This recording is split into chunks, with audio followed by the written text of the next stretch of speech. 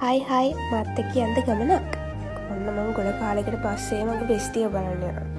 ඉතින් හැම කෑල්ලක්ම මට වීඩියෝ කරගන්නම් බැරි වුණා. අපි එයාලා එක්කට ගියාට පස්සේ මට රසමලස කොෆි එකක් හදලා දුන්නා. එයාලාම ලස්සන මලක් ගෙනත් දුන්නා. ඔන්න ඔය වෝල් එක මගේ බෙස් තමයි පේන්ට් කරේ. ඒ වගේම මේ වගේ ලස්සන ටැටූස් දේවල් මට දුන්නා ඉතින්.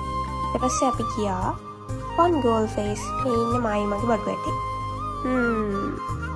ඉතින් කොහොමරි යන ගමන් අපිට වීඩියෝස් කරගන්න බැරි වුණා. අපි ආවා ඉතින් one goal face එකට.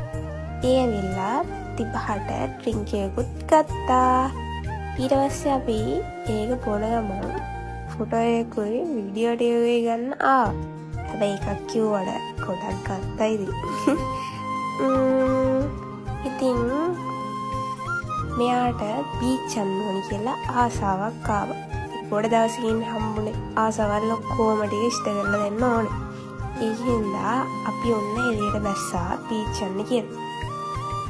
අපි ඉතින් බස් එකට නැග්ගා. බස් එකට නැගලා වීඩියෝ එකත් අරගෙන ඔන්න ඉතින් අපි කළුතර බීච් එකට ආවා. ඇත්තටම ගොඩ දවසකින් ආවේ. කොටයිත් එක්ක හැබැයි කවන්නේ මේ තියන්නේ කළුතර බෝඩිය. ඇත්තටම ගොඩ දවසකින් අපි දෙන්න එළියට ආපු හින්දා දෙන්නම සතුටෙන් තමයි ඉඳී. අනික අපිට චූටි යාළුවෝ දෙන්නෙකුත් හම්බුණා. මේ ඉන්නේ ඒ දෙන්න. ඇත්තටම මම වොයිස් ඕවර් එකක් කරලා නෑ මීට කලින්.